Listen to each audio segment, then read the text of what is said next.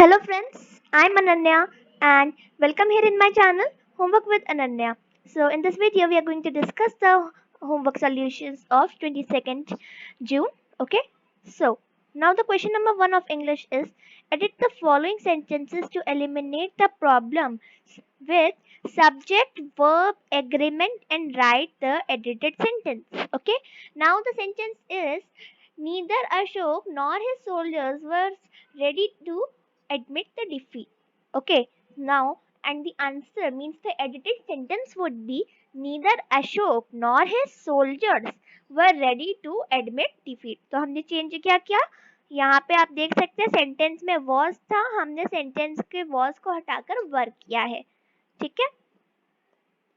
Now question number 2 which is everybody knows that story. इसका होगा everybody knows that story. मतलब इसमें हमने चेंज किया कि यहाँ पे no था, हमने इसका no का nose करा. ठीक है, अब हम हिंदी पे चलते हैं.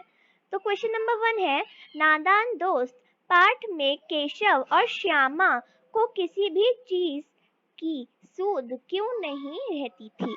तो उत्तर हुआ केशव और श्यामा दोनों बच्चों को ना मालूम क्या मजा मिलता था चिड़ी और चिड़िया को आते जाते देख कि उन्हें दूध जलेबी की सूद भी न रहती. यानी केशव और श्यामा दोनों बच्चों को मतलब ये पता ही नहीं था कि क्या मजा मिलता था चिड़ा और चिड़िया को आते जाते देखते हुए, और उन्हें यहाँ तक कि दूध और जलेबी का भी ये मतलब नहीं था कि जो है खाना भी है कुछ या नहीं, है ना. ठीक है, तो क्वेश्चन नंबर 2 हुआ केशव और उसकी बहन सुबह सुबह आंखें मलते हुए कहाँ पहुंच जाते थे. तो आंसर हुआ सवेरे होते ही दोनों बच्चे आंख मलते हुए घर की कार्नेसिंग के सामने जहाँ चिड़ियों का घोंसला था वहां चले जाते थे. ठीक है, अब हम मैथ्स पे आते हैं.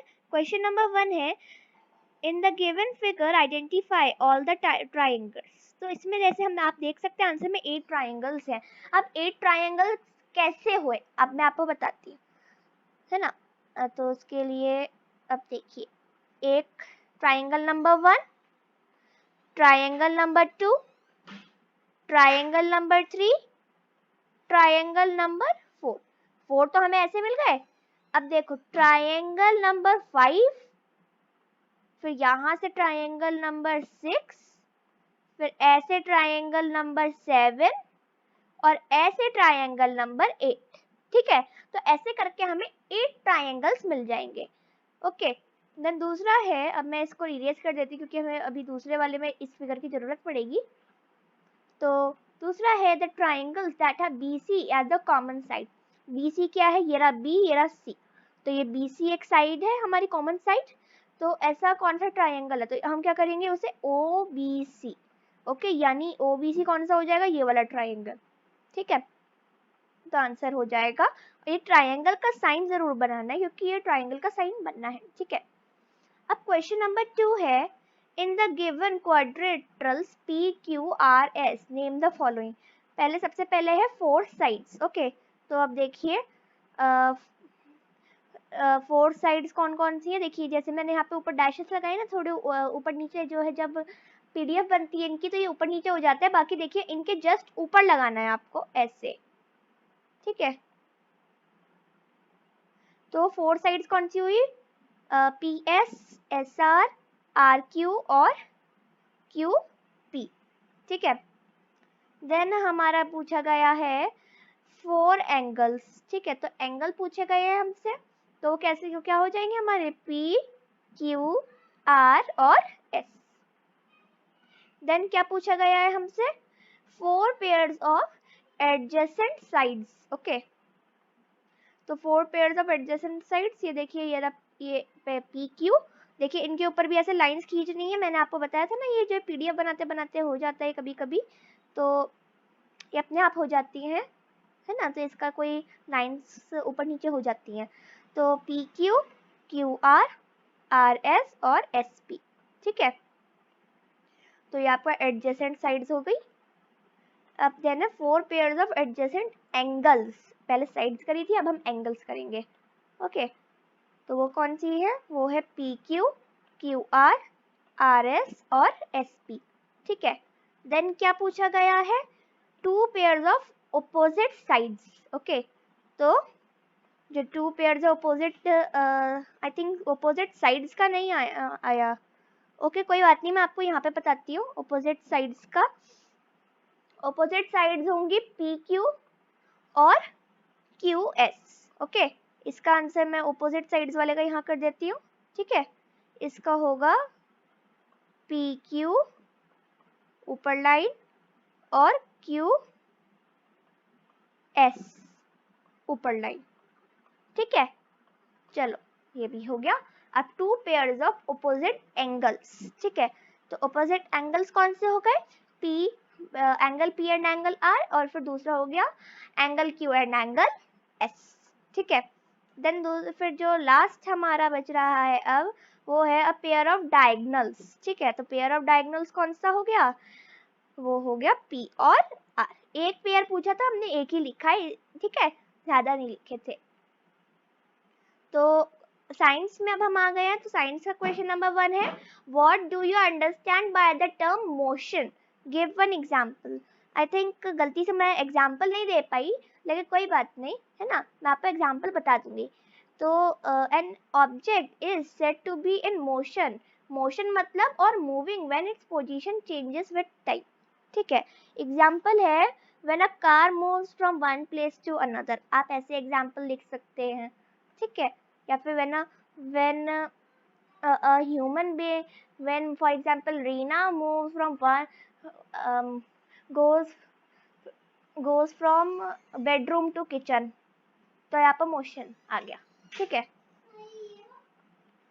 अब question number 2, when do we say that a body is at rest?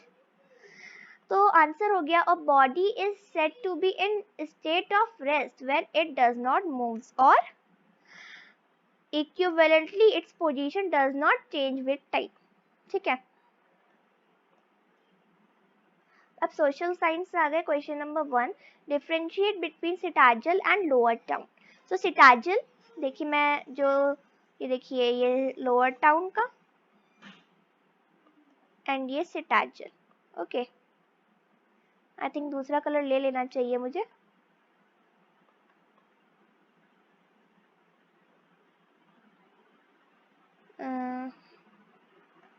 ये देखिए यहाँ पे लिखे हुए हैं ना, सिटाजल एंड लोअर टाउन।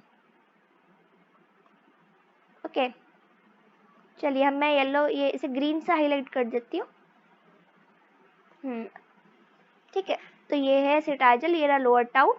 तो citadel is the higher place but smaller, और lower town was a lower place but larger. ठीक है, तो ये आपका सिंपली हो गया इसका। तो then question number 2, differentiate between rotation and revolution. तो रोटेशन क्या होता है? When the earth rotates on its axis, rotates आएगा, यहाँ पे थोड़ा गड़बड़ हुई है। ठीक है, is known as rotation, and वहीं पर रिवॉल्यूशन का क्या होगा? When earth rotates around the sun is known as revolution. ठीक है, संस्कृत। अब तो क्वेश्चन नंबर 1 है, नीचे लिखे शब्दों का वर्ण विच्छेद कीजिए। तो वज्यम का क्या होगा? आधा व, अच्छा हाँ ठीक है, तो ये व्यंजम का तो आधा व प्लस आधा य प्लस अ प्लस आधा ज प्लस अ प्लस आधा न प्लस अ प्लस म।